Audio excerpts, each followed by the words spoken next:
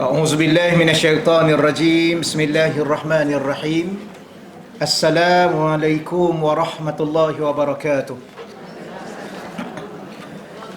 الحمد لله رب العالمين والعاقبة للمتقين ولا عدوان إلا على الظالمين أشهد أن لا إله إلا الله وحده لا شريك له وأشهد أن سيدنا محمدا عبده ورسوله اللهم صل وسلم وبارك على سيدنا محمد وعلى آله وأصحابه ومن تبعهم بإحسان إلى يوم الدين اللهم اشرح لنا صدورنا يا الله kau lapangkanlah hati-hati kami ya Allah wahassin akhlaqana wa adabana ya Allah kau perelokkanlah akhlak-akhlak kami dan sempurnakanlah adab-adab kami ya Allah wa yassir lana umurana fid dunya wal akhirah.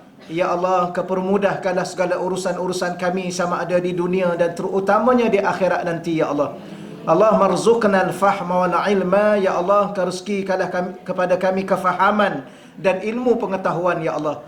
Wal hikmata wal aqla, rezkilah juga kepada kami hikmah, kebijaksanaan dan akal yang waras lagi sempurna ya Allah.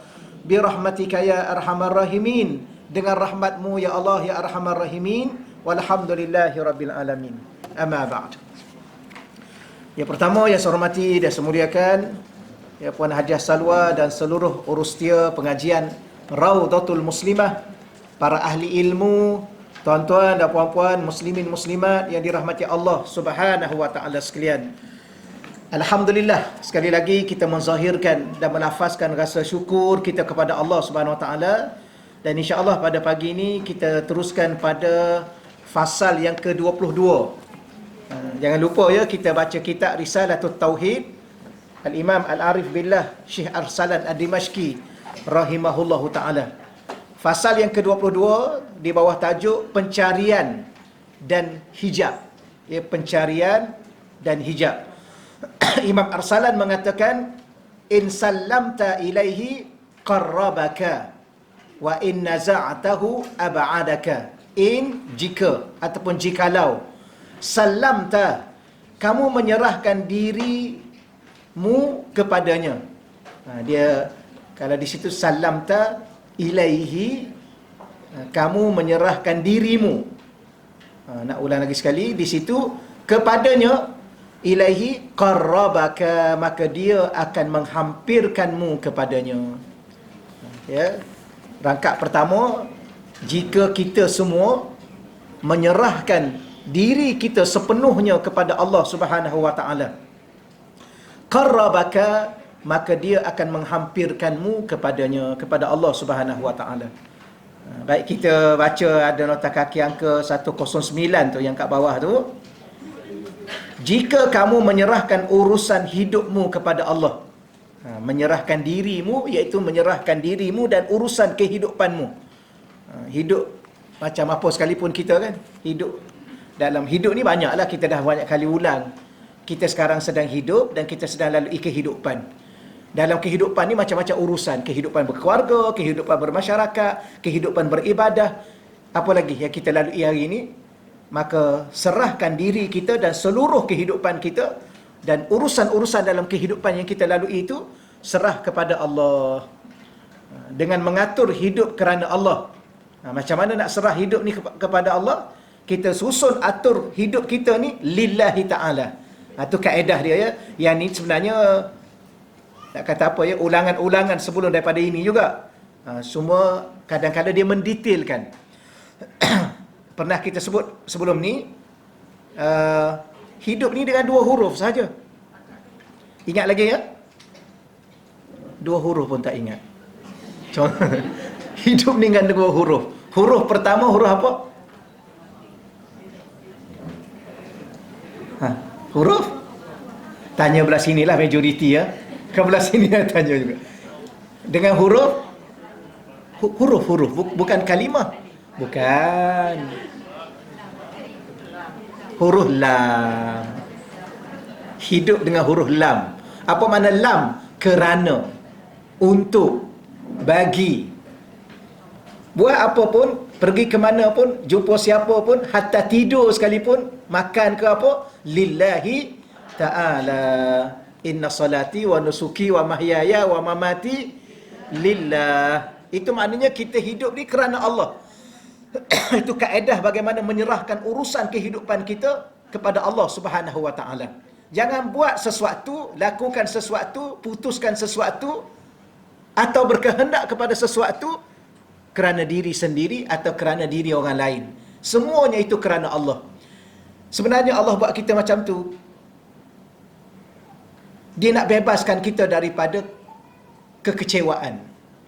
Dia nak bebaskan kita daripada keletihan. Okey ya?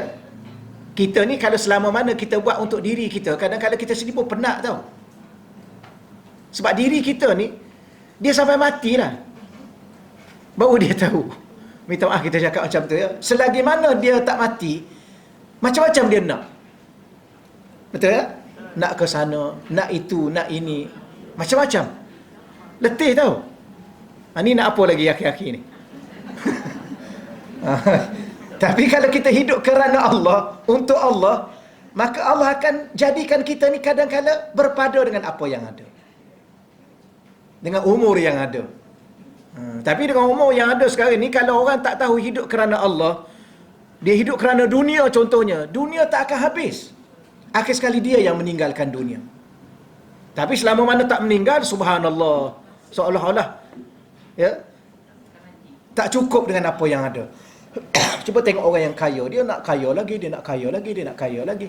Orang berpangkat, dia nak lagi, dia nak lagi, dia nak lagi. Macam mana? Orang cantik, dia nak cantik lagi, dia nak cantik lagi.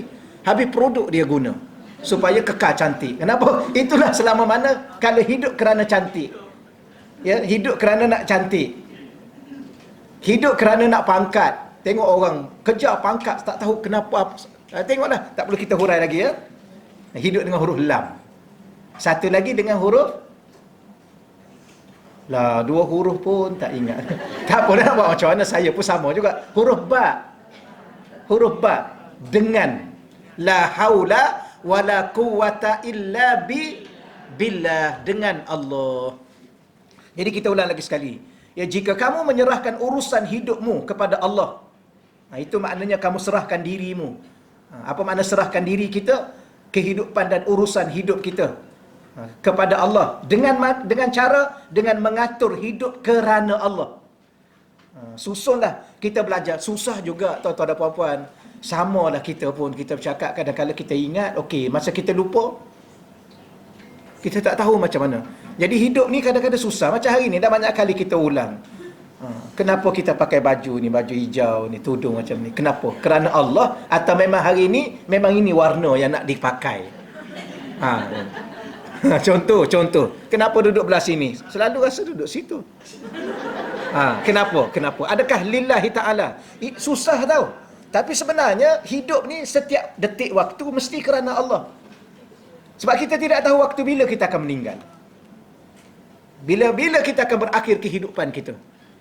Maka sebab itulah pastikan kita mendidik diri kita, membimbing diri kita, bahkan memaksalah kehidupan kita ni tidak ada lain kita hidup dan kita akan mati pun. Di antara hidup dan mati itu apa saja yang kita lakukan lillahi ta'ala. Itu cara menyerahkan diri kepada Allah. Dalam kitab ni lah kan, dalam kitab ni. Contohlah perkataan Arab sallama. Yang keluar perkataan Islam. Yang kita kata Islam ni, kita ni orang apa? Orang Muslim. Kenapa kita Muslim? Sebab kita Islam. Apa makna Islam? Islam salah satu maknanya ialah istislam. Apa makna istislam? Berserah diri kita kepada Allah. Serah diri kita pada Allah. Siapakah manusia contoh, insan contoh dalam Quran yang benar-benar berserah kepada Allah? Nabi Ibrahim alaihissalam. Mana dalil Quran? Dalam suratul Baqarah kita baca, idh qala lahu rabbuhu aslim qala aslamtu li rabbil alamin. Idh, ingatlah, qala lahu rabbuh, telah berkata Tuhannya, Tuhan Nabi Ibrahim, Allah Subhanahu wa taala. Allah kata apa kat Nabi Ibrahim? Aslim, serahkan dirimu sepenuhnya kepadaku. Aslim. Maka Nabi Ibrahim menjawab, aslamtu li rabbi. Aslamtu, aku telah berserah diriku, atau aku serah diriku li rabbil alamin, kepada Tuhan sekalian alam. Syekh saya kata, bila mana Nabi Ibrahim mengucap kalam itu, ketika itulah bermulanya dia diuji oleh Allah dengan ujian yang terlalu dahsyat, kerana dia serah pada Allah.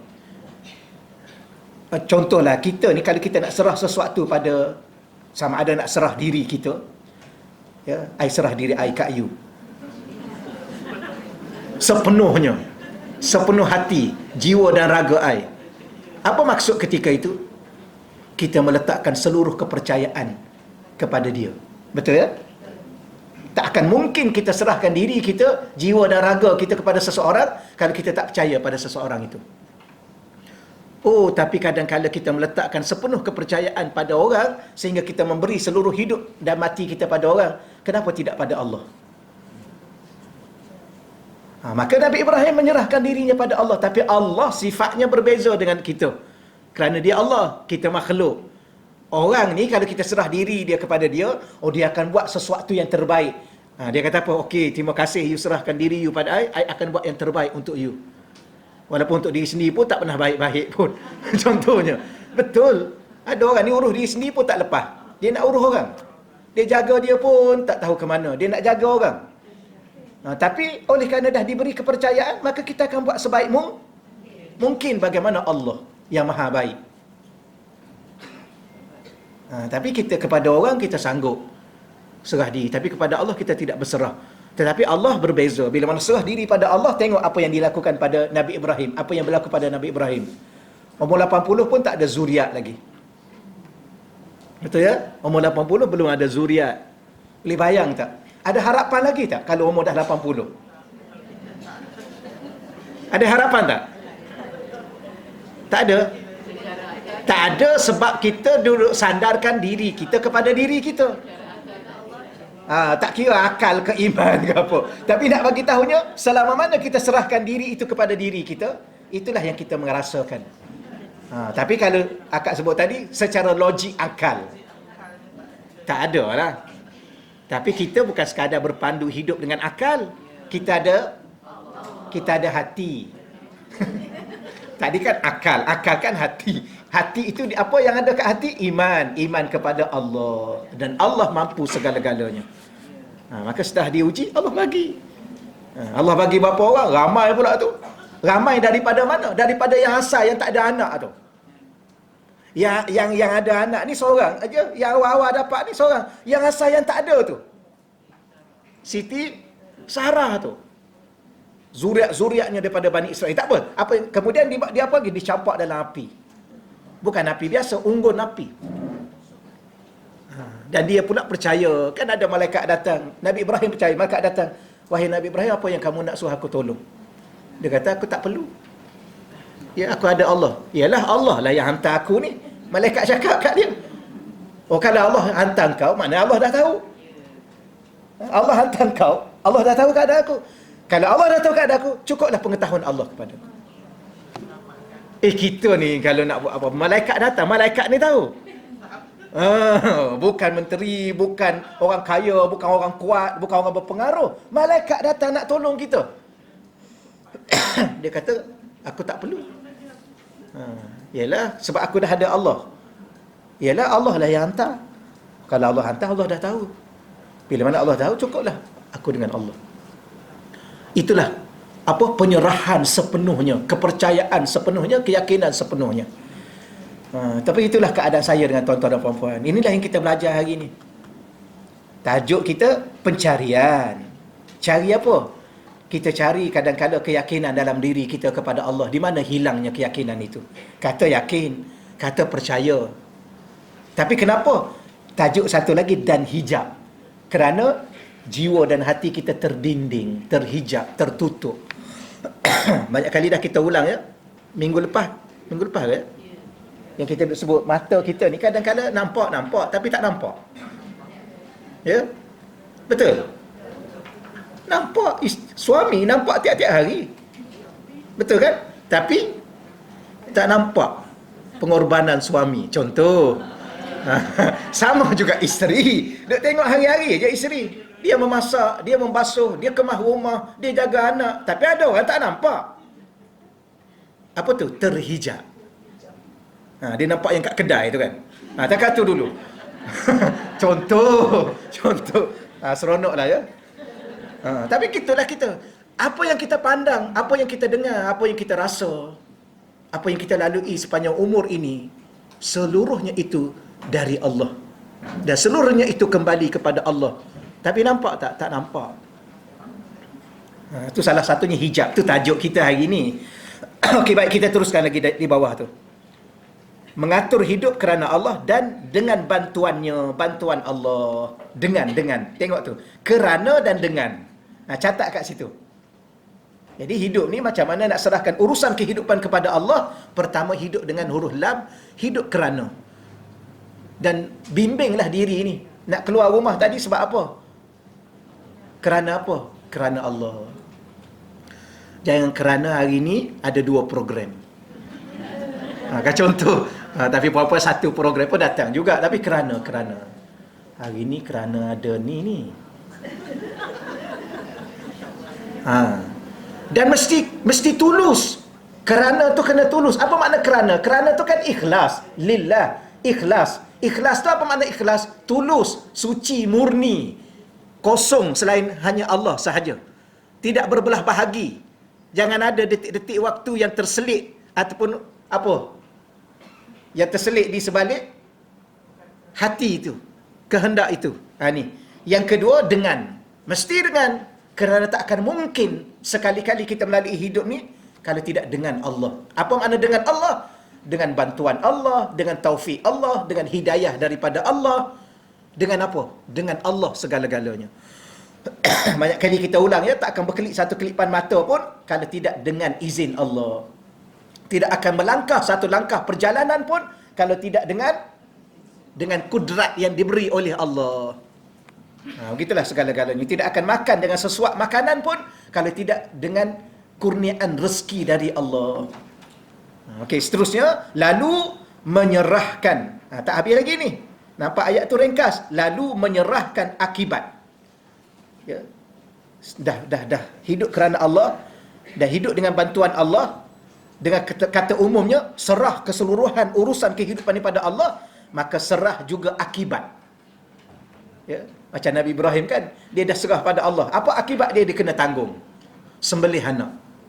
Akibat ni bahasa apa? Bahasa Melayu. Kalau bahasa Melayu kita kurang baik, bahasa akibat. Terimalah akibatnya. Akibah ni hujung kesan kehidupan tu. Walillahi akibatul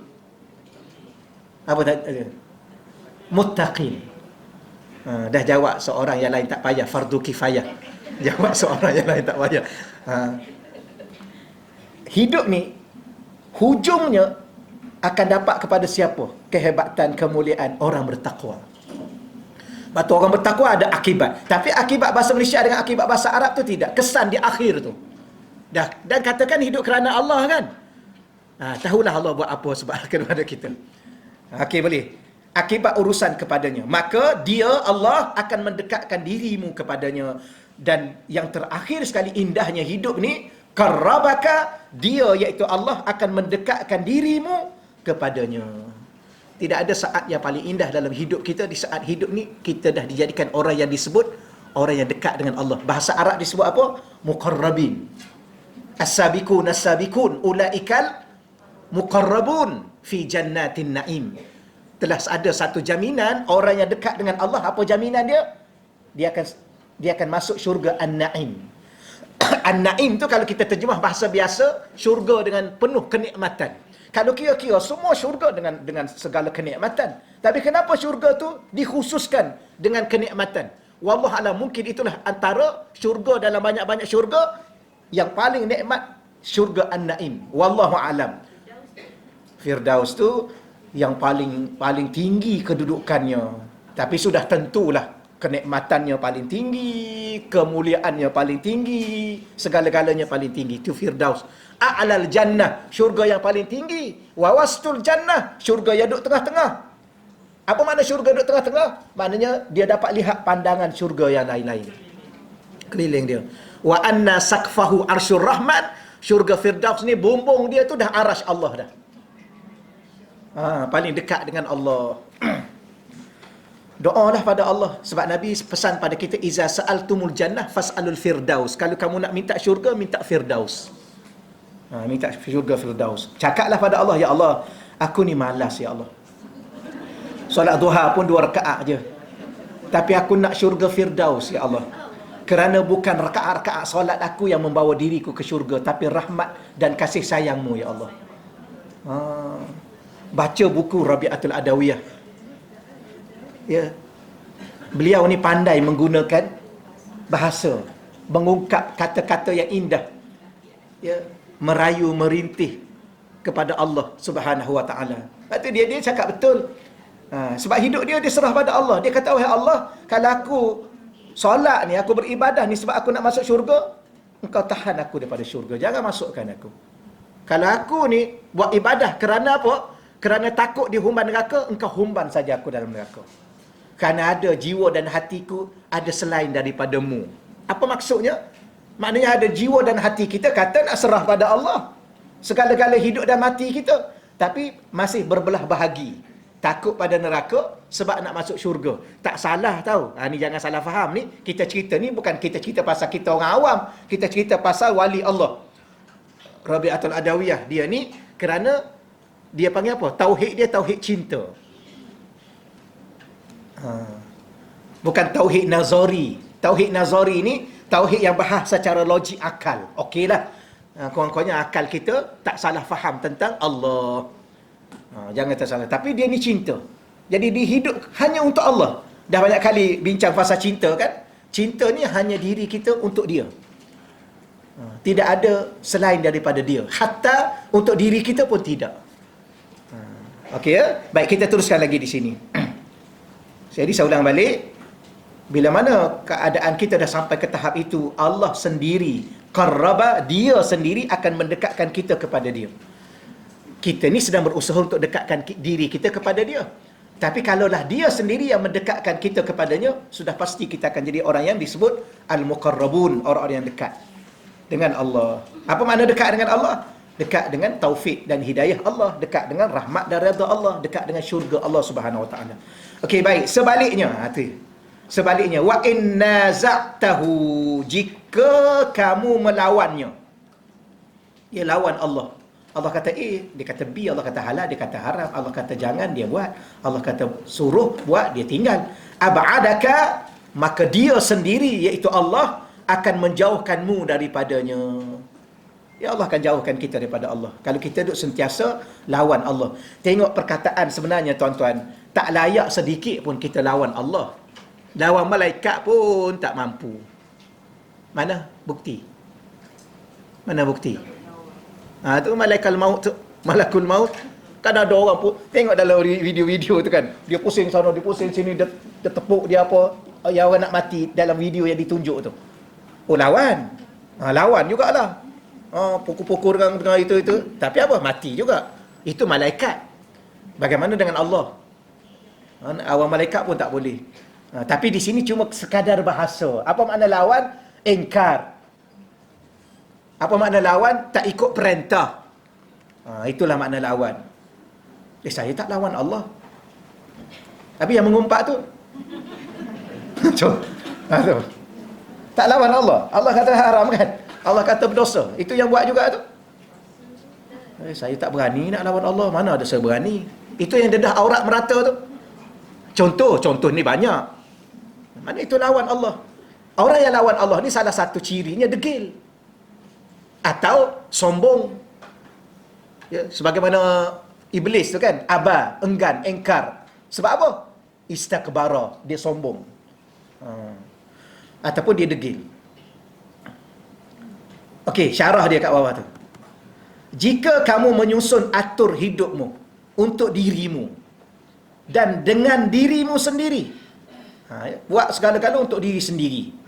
Lepas tu masa solat sebutlah inna solati wa nusuki wa mahyaya wa mamati lillah. Bohong. Keluar daripada solat untuk semua untuk diri sendiri. Dia gini tuan-tuan. Ulang lagi sekali. Orang sekarang dia petikai. Saya pelik dengan orang sekarang ni. Orang sekarang ni dia rasa seolah-olah dia ada ilmu. Tapi orang cakap sikit dia tak faham. Betul kan? Macam-macam dia, tak setujulah, tak itulah, tak inilah, tak betul lah, tak apalah. Sebab tu kita ni sebenarnya kena mengaji. Jangan tak mengaji. Macam tauhid ni makin mengaji makin dalam, makin mengaji makin luas, makin mengaji makin luas. Akhir sekali, rupa-rupanya macam ni tauhid. Kita duk ingat yang kita duk belajar tu sekolah rendah tu. Itu tahap kita yang tu lah. Rupa-rupanya tauhid ni dah lenyap segala-gala ni. Hidup dalam lautan tauhid, tenggelam dalam lautan tauhid. Pernah tenggelam dalam lautan tauhid? Jadi selama mana kita masih merasakan diri kita, buat untuk diri kita, cuma begini kaedah dia. Allah ni dia tak nak kita buat sesuatu untuk diri kita. Kenapa? Kadang-kadang ada orang ni hidup untuk diri sendiri pun tak terurus. Macam kita cakap lah, bangun pagi-pagi mandi pun malas. Untuk diri tu kan, untuk diri sendiri. Orang dah siap masak dah lah, pergi ambil je lah. Nak pergi ambil, nak makan, nak suap mulut sendiri pun malas. Nak suruh orang letak kat depan. Letak kat depan pun nak suruh suap lagi. Punya malas. Okey ya? Lepas makan nak basuh pinggan, sebiji pinggan yang dimakan sedih pun itu pun malas. Bebankan orang juga dah, orang masak siap-siap. Ya, betul ya? Tu siapa tu? Wallahu a'lam, tak tahu siapa. Tanyalah diri sendiri. Okey ya? Dia tengok pelan-pelan belah sini. Kita suami, tuan-tuan sekalian, pinggan yang kita makan, guna untuk makan tu kan, segelas tu, basuhlah. Itu pun malas. Aduhai. Betul ya? Betul aje lah. Dah, nak cakap apa? Sebab tu Allah tak nak kita ni, Allah nak suruh kita jadi insan yang hebat, buat untuk dia. Kalau kita buat sesuatu untuk Allah, memang hebat sesuatu yang kita lakukan. Sebab Allah tu kan hebat, jangan buat main-main. Tapi kalau kita buat untuk kita, ingat tak orang kata, macam mana Rizal? Alah, cukup makan. Itulah untuk diri sendiri. Cukup makan okeylah. Cukuplah untuk air hidup. Alah. Tengok Islam kan. Islam ni dia suruh kita kerja sampai tahap mana? Sampai tahap boleh bagi zakat kat orang. Tengok Islam ajar kita. Saya kerja ni tak apalah, cukup untuk makan. Saya pernah marah anak lelaki saya seorang sekali. Dia kata, nak kerja apa nak kerja ni? Kerja tu okey ke? Cukuplah untuk makan-makan sendiri. Hai budak ni nak kena lempang. Anak saya seorang tu. Kita itu pemikiran kan. Jangan hidup untuk diri sendiri. Sebab tu Rasulullah dia hidup untuk apa? Dia hidup untuk umatnya. Dia menangis untuk umatnya. Dia berdoa untuk umatnya. Hidup dan mati dia untuk umatnya. Sebab tu dia jadi insan yang hebat. Jadi kita, tapi Rasulullah ni memang zahirnya untuk umat, tapi untuk Allah. Dia buat segala-gala untuk Allah, tapi kerana Allah untuk umat dia. Sebab tu dia jadi insan yang paling hebat, menjadi kekasih Allah. Jadi kita hidup, sebab tu Allah ajar kita jangan hidup untuk diri kita semata-mata.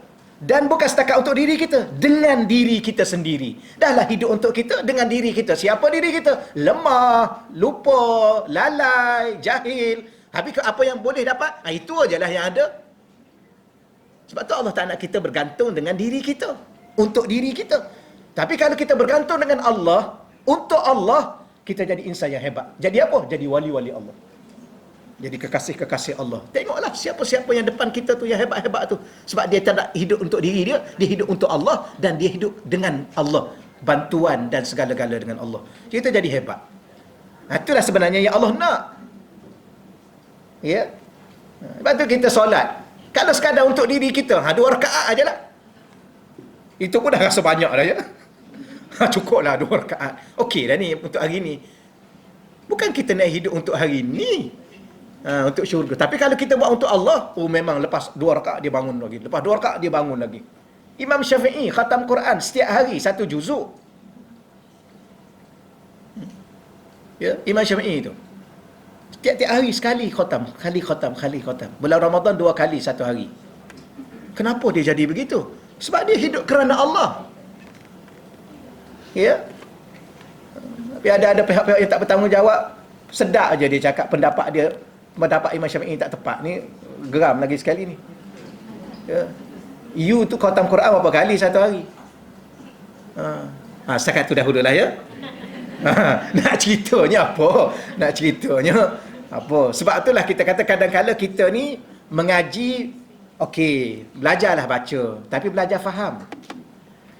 Antara benda yang kena faham dalam Quran tu yang kita baca tu, tauhid. Kadang-kadang kita baca Quran, kita tak nak mengaji tauhid. Quran kita baca, Quran cerita pasal apa? Awal-awal lagi. Bismillahirrahmanirrahim. Dengan nama Allah yang Maha Pemurah lagi Penyayang. Siapa Allah? Dan hidup untuk siapa? Untuk Allah atau untuk apa?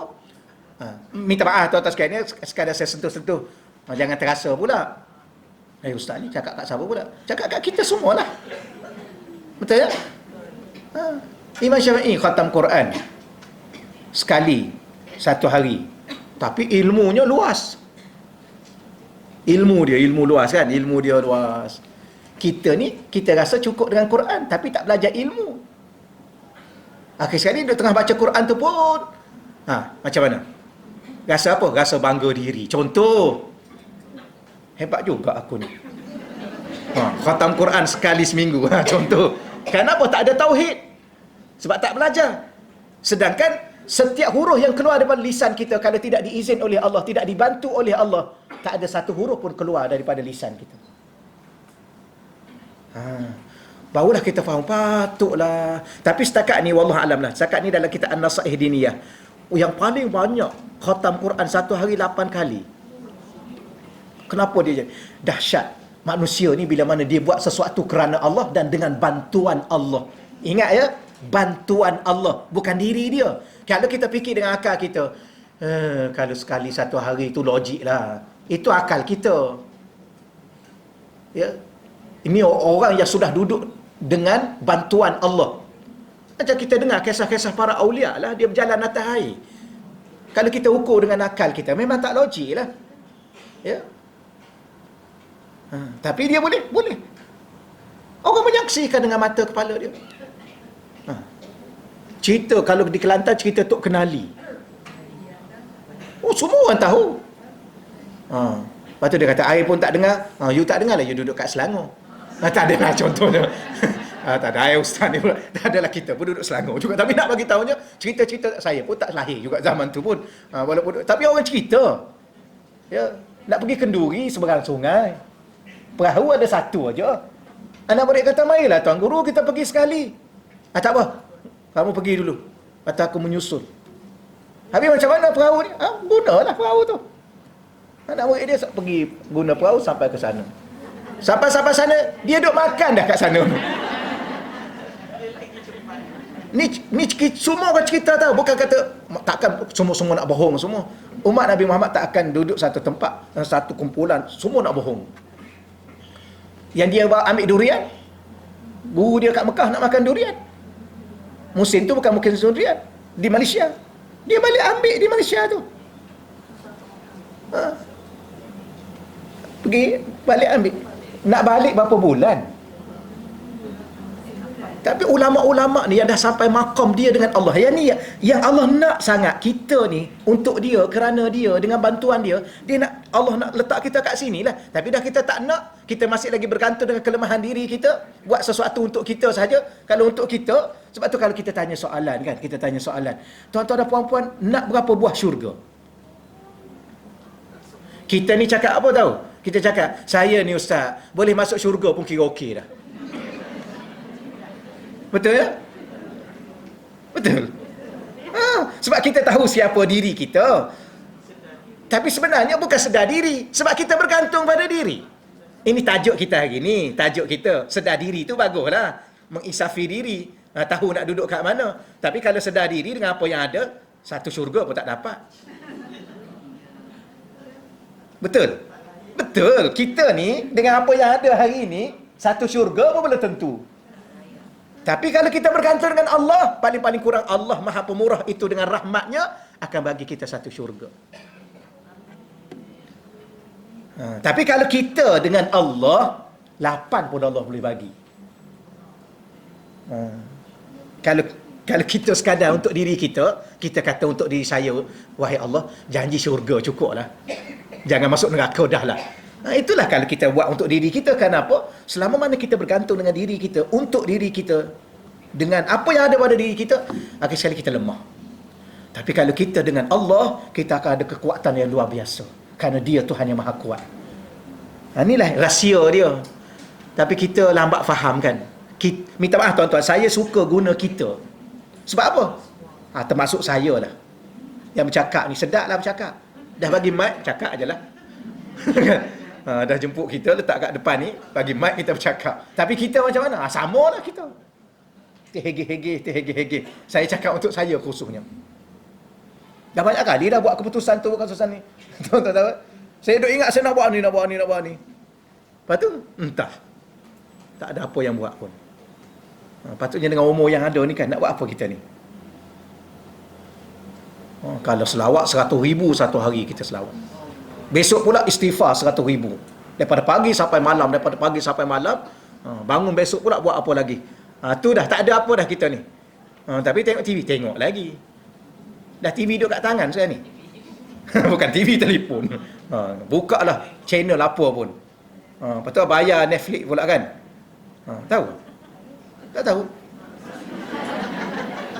Kan kat telefon ni kan boleh bayar Netflix. Tak ada lah. Orang tak... kalau yang Astro tu tak ada dah. Orang tak pakai dah saya ni.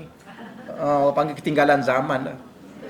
Betul. Ni generasi baru ni tahu. Jangan ketinggalan juga kita. Kita pula yang kempen. Nak cakapnya dalam dunia yang ada ni, apa yang kita pandang ni, dunia nak kiamat dah ni, tapi kita macam itulah kita. Saya lah khususnya tak tahu apa aku. Kadang-kadang aku ni apa benda aku ni. Kerana apa? Kerana masih lagi hidup untuk diri. Ini rahsia yang dibongkar oleh alim ulama setelah mereka dibuka rahsia kehidupan.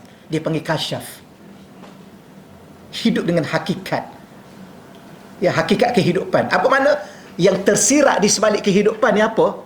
Saat-saat sedang menunggu untuk kembali kepada Allah. Nak makan, makan silakan. Nak tidur. Nak ke mana silakan. Tapi jangan pernah sekali lagi lupa bahawa hidup ni bila-bila masa saja akan berpindah alam. Dah bersedia? Kalau tanya soalan dah bersedia belum? Bila nak bersedia? Dah umur 60 belum sedia lagi? Umur dah 70 belum lagi? Umur berapa nak betul-betul bersedia? Cuba bagi tahu umur berapa? Sama lah kita kan? Umur berapa? Agak-agak tahu umur berapa? Nak tunggu berapa tahun lagi? Nak jawab berapa? 5 tahun lah lagi lah. Ya ke 5 tahun? Ke 5 jam lagi? Dah habis dah kehidupan kita. Allah, kalau cakap tu takut juga kan? Takut tahu. Tapi masa sembang, masa makan, masa tidur, faham-faham lah. Tidur. Allah. Panjang pula syarah yang ni, nak habis masa dah ni. Lepas tu kadang-kadang saya skip juga tahu, skip. Tak boleh panjang sangat cerita. Rugi masa. Cakap masa dah tak ada, sembang banyak. Kembali kat sini. Jika kamu menyusun atur hidupmu untuk dirimu dan dengan dirimu. Tolong ingat dua perkataan tu ya, huruf lam dengan ba. Huruf lam ni sama ada kerana, untuk, bagi, dia boleh terjemah. Kalau huruf ba biasanya diterjemah dengan Allah, dengan bantuan Allah. Tapi kalau hidup sebaliknya, untuk dirimu, kerana dirimu, dengan dirimu, kemudian malah protes dan bangkang terhadap ketentuan Allah. Bahkan tak setuju pula Allah buat, Allah tentu ini, ni kenapa ni Allah ni macam ni? Kenapa saya macam ni? Kenapa jadi begini? Kenapa tak jadi begitu? Apa masalah dia ni?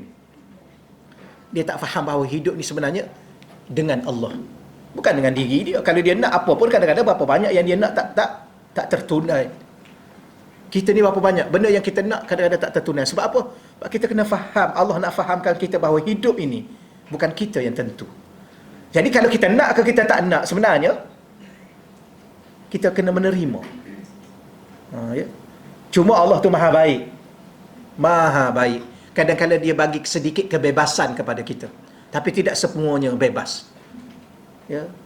Ni kadang-kadang orang menuntut kebebasan kan. Hak kebebasan. Betul ya? Nak bebas, nak apa, nak apa. Nak bebas apa? Selama mana kita orang Islam, kita tak bebas. Sebab apa? Kita kan kena serah diri kita pada Allah. Kalau dah serah diri kita pada Allah, mana yang bebasnya? Yang bebasnya kawal diri sendiri. Tapi ya ke kita mampu kawal diri sendiri? Nak kawal sakit pun tak boleh.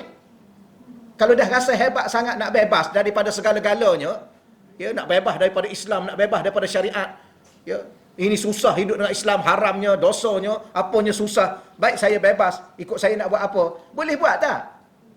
Tak juga pun. Sampai masa, makin hari makin tua, makin tua, makin tua.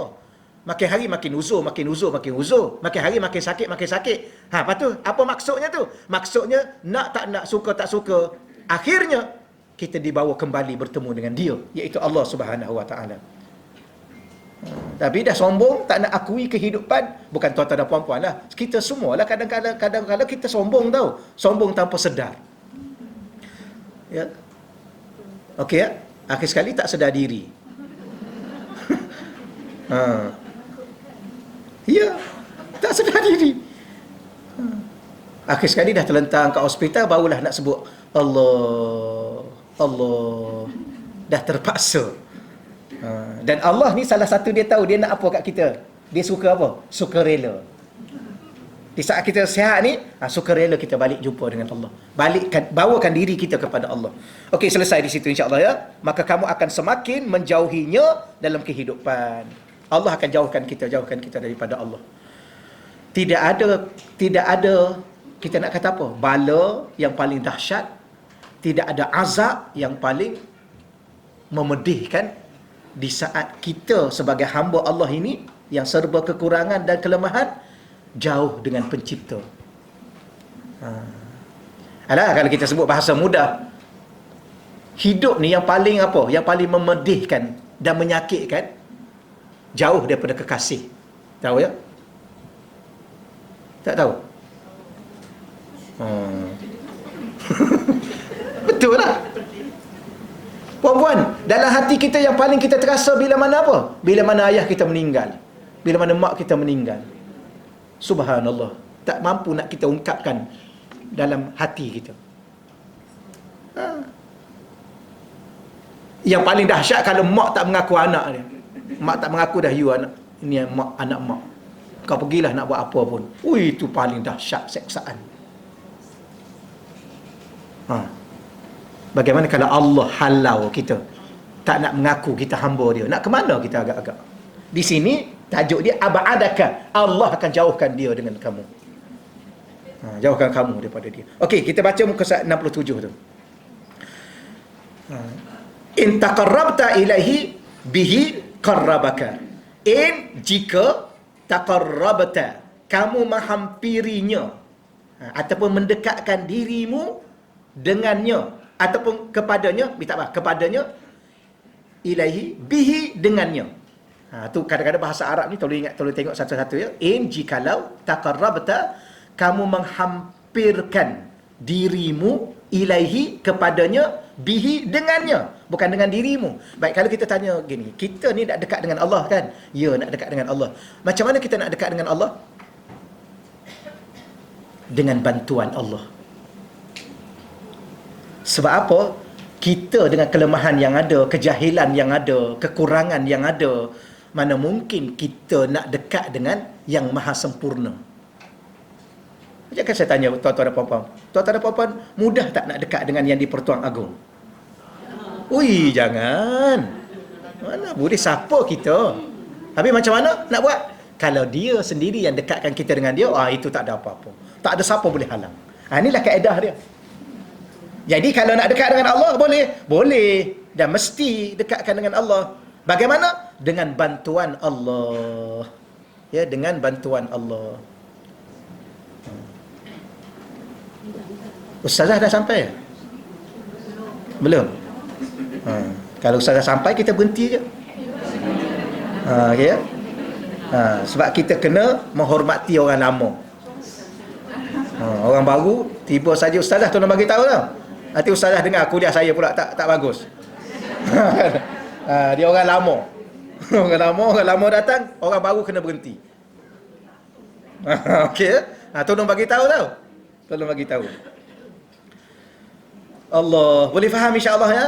Saya ulang lagi sekali, jikalau kamu menghampirinya ataupun menghampirkan dirimu kepadanya, ilaihi bihi dengannya, dengan bantuannya, qarrabaka, maka dia mendekatkanmu. Tengok nota kaki yang bawah tu. Ini kesimpulan ketiga bagi risalah ini. Dah banyak dah. Kalau kita perhati, kalau kita catat betul-betul dan kita faham, sebelum ni dah banyak beberapa kesimpulan-kesimpulan. Kesimpulan ni dia panggil apa? Kunci kehidupan dalam hidup bertauhid. Sebab kita baca ni kitab tauhid. Jadi kesimpulan ketiga ni iaitu berkenaan merasai kebersamaannya. Dia akan mendekatkanmu dengan dia. Apa maksudnya? Kita ketika itu akan merasai hidup rasa kebersamaan dengan Allah. Rasa tau, rasa. Tolong bolkan perkataan tu. Merasai. Ya, kita bimbang di luar sana orang salah faham. Kita duduk dengan Allah. Jadi kita dengan Allah berserta lah. Sedangkan kita makhluk, Allah tu Tuhan. Jadi adakah ada unsur-unsur apa kat situ? Rasalah. Rasa. Okay? Kadang-kadang risau tu tak tahu. Dalam dunia hari ni dia dengar. Apa pula ni ustaz ni rasa. Ya, saya ulang lagi sekali, rasa. Jauh di mata, dekat di hati. Apa hati tu yang dekat? Rasa. Sekarang rasa apa? Ada rasa tak sekarang ni? Dah hilang rasa. Rasa kan? Rasa apa? Dalam hati ni.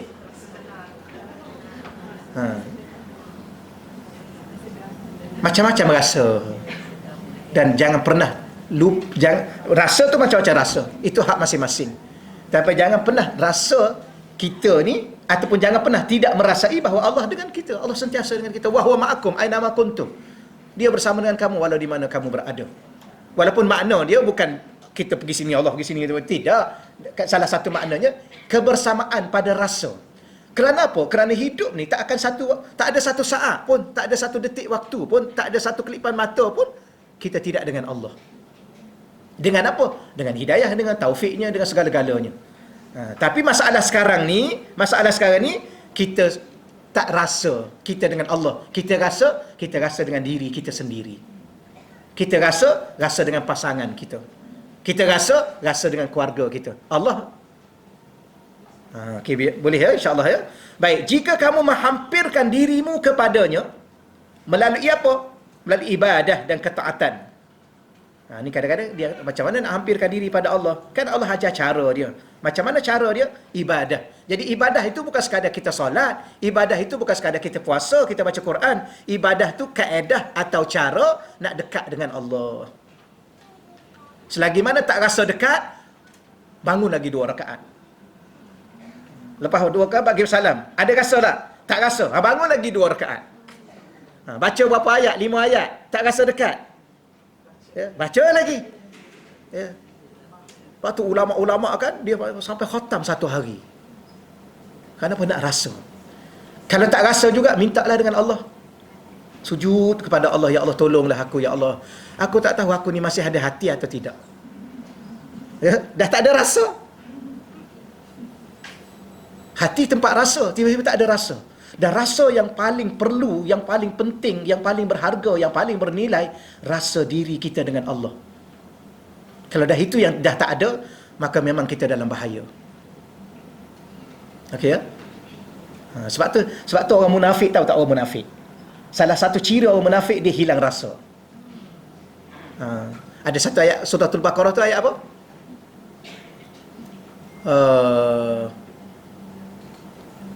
Allahumma salli ala sayyidina walakin la yash'urun tu. Walakin la yash'urun, akan tetapi mereka dah hilang rasa. Orang nafik ni dia tipu Allah, dia tak rasa apa. Dia tipu orang beriman.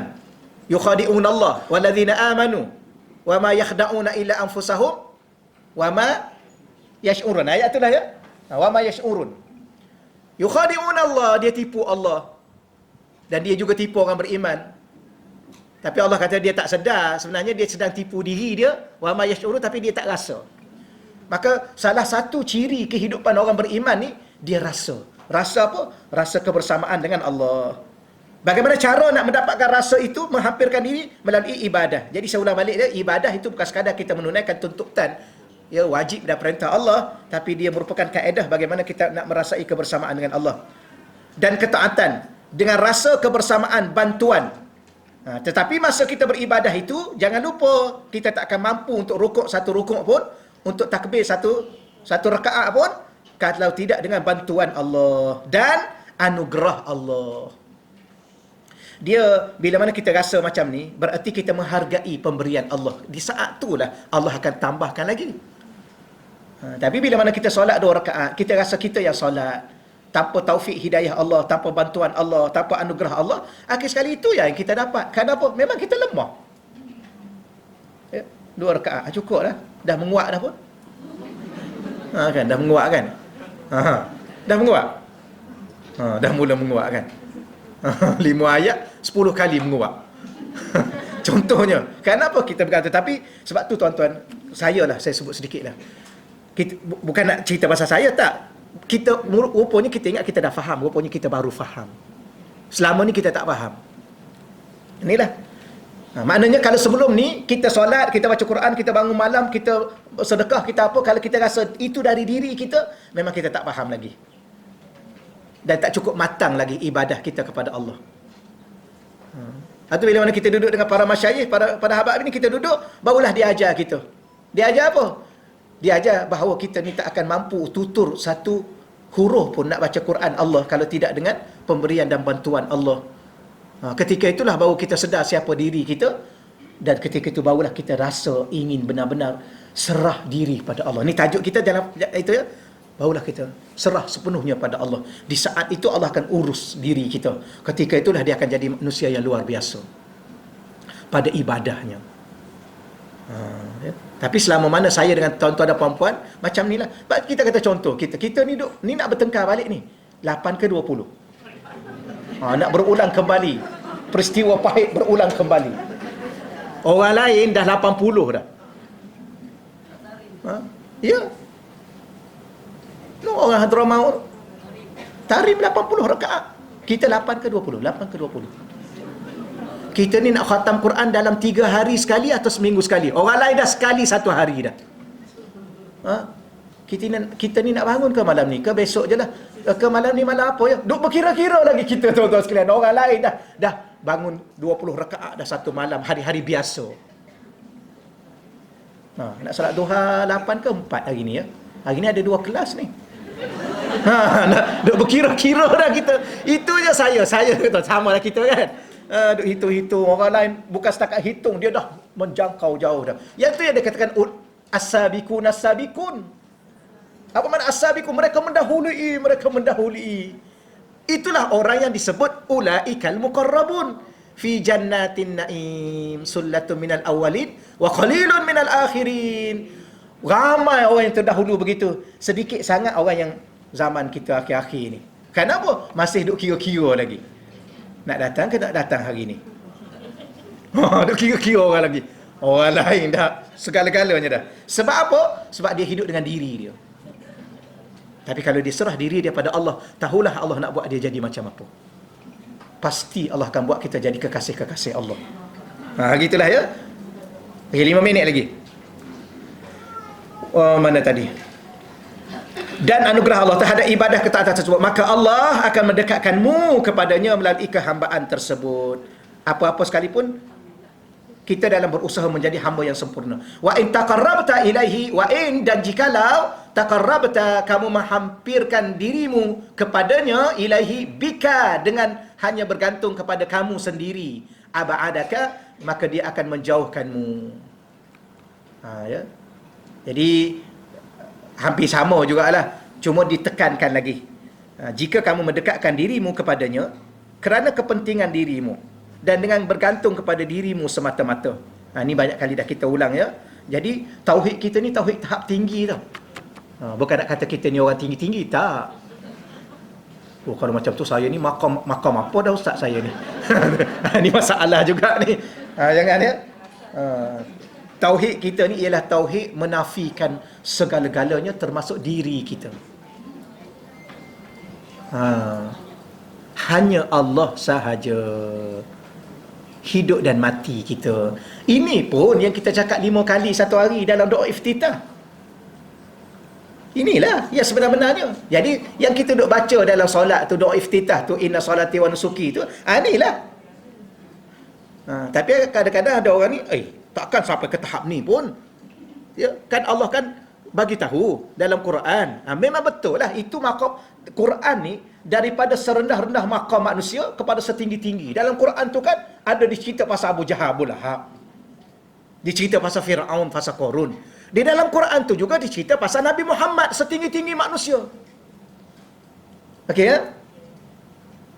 Jadi jangan sekadar faham Quran itu, sekadar itu sahaja. Baca, tak boleh, jangan salah faham, tapi baca kena baca. Ya, jangan pernah lalui hidup ni tanpa Quran walaupun satu hari. Jangan lalui hari-hari tuan-tuan tanpa Quran. Tapi nak bagi tahunya, maqam ni lah yang kita duduk baca. Kan inna salati wa nusuki kan ayat Quran yang kita bawa dalam doa iftitah tu kan. Inilah hakikat dia. Jadi akhir sekali. Yang terakhir tu yang bawah tu. In talabtahu laka kallafaka. Jika kamu mencarinya. Talabtahu ni, talab ni mencari. Tu tajuk dia pencarian. Tapi sepatutnya tajuk di situ penyerahan, pencarian dan hijab. Baik, jikalau talabtahu, kamu mencarinya. Ni kena faham juga tau. Jangan salah faham ni. Jangan jadi macam budak tu. Ayah dia duduk cari cacing. Dia tanya ayah cari apa ni? Cari cacing. Kenapa ayah cari cacing? Cacing hilang ke? Lepas tu ayah kata, tak, cacing tak hilang. Kalau tak hilang, kenapa ayah duduk cari? Dan ayah cari sebab ayah nak tangkap. Apa salah dia sampai nak tangkap dia? Dapat anak macam ni susah lah tuan-tuan. Okay, kita sebenarnya mencari Allah. Adakah Allah tu lenyap, hilang? Tak, Allah tu Tuhan yang Maha Zahir. Tapi kenapa kita cari? Kerana kita yang kehilangan. Okey ya? Allah tak pernah hilang, Allah tak pernah lenyap. Allah sentiasa zahir depan mata kita. Tapi kenapa tak nampak? Sebab mata kita buta. Mata yang mana? Mata hati. Kenapa? Kalau tak buta pun mungkin terhijab. Itu tak tajuk dia hijab. Jangan salah faham je kenapa nak cari Allah pula. Okey ya? Jadi maksud di sini ialah kita nak menzahirkan diri kita benar-benar berhajat pada Allah. In talabtahu, jikalau kamu mencarinya, laka, kerana kepentingan dirimu sendiri. Memang ada orang ni kan, ada kawan-kawan, tahu kawan-kawan. Setahun tak telefon kita. Kalau dia telefon, ada lah tu. Bukan untuk tanya khabar kita, tapi kenapa telefon ni? Saja nak tanya khabar. Ya ke? Tanya khabar. Ke ada apa? Bagi tahu je lah. Okey ya? Tak adalah. Jangan buat Allah macam kawan kita. Itu maksud saya. Cari Allah masa berhajat. Sedangkan kita ni tak pernah satu detik waktu pun tak berhajat pada Allah, sentiasa berhajat pada Allah. Okey ya? Tapi kamu cari Allah untuk diri kepentingan dirimu. Kallafaka, ketika itu dia akan membebankanmu. Allah tahu kita ada kepentingan kan? Tahulah Allah nak buat apa. Ya? Wa in talabtahu lahu, tetapi di saat jikalau kamu mencari Allah lahu, kerana Allah, dallalaka, maka dia akan memanjakanmu. Dia akan ambil kamu, dia akan manjakan kamu, dia akan jaga kamu, dia akan buat apa layan kamu sebaik-baiknya. Wallahu a'lam. Habislah, sedang elok 10.30. Soalan Ustaz. Soalan dah habis masa. Okey, silakan Kak. Silakan. Tapi ustazah dah sampai. Kejap. Tak apa, ustazah dalam kereta tunggu ustaz keluar. Tak baik. Saya kena berhenti. Ni masa. Satu. Okey. Sebab soalan ni memang tujuan untuk ustaz. Gitu ya. Kalau ustazah boleh jaga sambung. Ustaz, macam mana soalannya? Ustaz, macam mana cara kita nak cari keyakinan jika kita serahkan kepada Allah, takut kena uji yang berat macam Nabi Ibrahim? Ini panjang jawapan ni. Macam mana kita orang biasa nak dapat keyakinan dan menjaga hijab kita untuk dapat redha Allah dan mampu menyerahkan akibatnya? Lepas tu dalam bracket, plan tindakan untuk kami nak mulakan latih diri yakin dengan Allah. Contoh, macam mana nak, ni kan contoh soalan, macam mana nak tanam dalam hati kahwin kerana Allah. Kejap. Kahwin kerana Allah. Jadi macam mana nak yakin pasangan milik Allah. Oh, dahsyat soalan Ustaz. Pening Ustaz. Soalan ni kena jawab minggu depan. Minggu yang ketiga. 2 minggu lagi. Ha. Okey, soalan ni Ada lagi? Ustaz ya. Ha, okey. Lek untuk siapkan jawapan 2 minggu lagi. So orang yang tanya ni Boleh, kena tahu hari ni. Dia jawapan paling ringkas dulu. Jawapan paling ringkas, kalau guru saya dia kata jalan paling mungkin untuk kita dapatkan apa yang kita nak, doa pada Allah. Semua tu, soalan-soalan tu, semua bagi tahu Allah dan minta dengan Allah. Ya Allah, Engkau masukkan dalam hati aku yakin, Ya Allah, untuk aku menyerahkan diriku kepadamu seluruhnya, Ya Allah. Dan Ya Allah, aku tahu di saat aku ni menyerahkan diriku kepadamu dengan bantuanmu, di saat aku akan diuji, Ya Allah. Di saat aku diuji, Ya Allah, tolong kau uruskan yang terbaik untuk aku lalui ujian itu. Seluruhnya pada Allah. Tapi cara yang kedua, mesti kena dibimbing oleh murabbi mursyid. Saya selalu ulang. Kerana kita ni kadang-kadang nak bergerak seorang, nak berjalan dalam kehidupan keseorangan ni, memang tak mampu. Kadang-kadang kita manusia biasanya perlu kepada yang membimbing kita. Maka kena ada murabbi mursyid yang selalu mengajar kita untuk kita hidup dengan Allah. Dia akan ingatkan kita, dia akan jaga zikir kita, dia akan sentiasa bimbing kita. Itulah insya-Allah ya. Yang kahwin-kahwin minggu depan. Akan datang nanti. Okey, wallahu alam, sebab ustazah dah tunggu dah. Okey, kita jumpa lagi. Terima kasih Ustaz. Okey, baik. Cuma hari ni ada atas permintaan, saya ada bawa dessert tu kat luar tu. Atas permintaan tu saya ada bawa lah ya orang rumah saya. Jadi auzubillahi minasyaitonirrajim. Bismillahirrahmanirrahim. Wassalatu wassalamu ala asyrafil anbiya'i wal mursalin wa ala alihi ajma'in. Allahumma rzuqna fahman nabiyyin wa hifzal mursalin wa ilhamal malaikatil muqarrabin. Allahumma rzuqna futuhal arifin. Ya Fattahu ya Alim, ya Fattahu ya Alim, ya Fattahu ya Alim. Wa sallallahu ala sayyidina wa lana Muhammad walhamdulillahi rabbil alamin. Taqabbalallah minna wa minkum ya karim.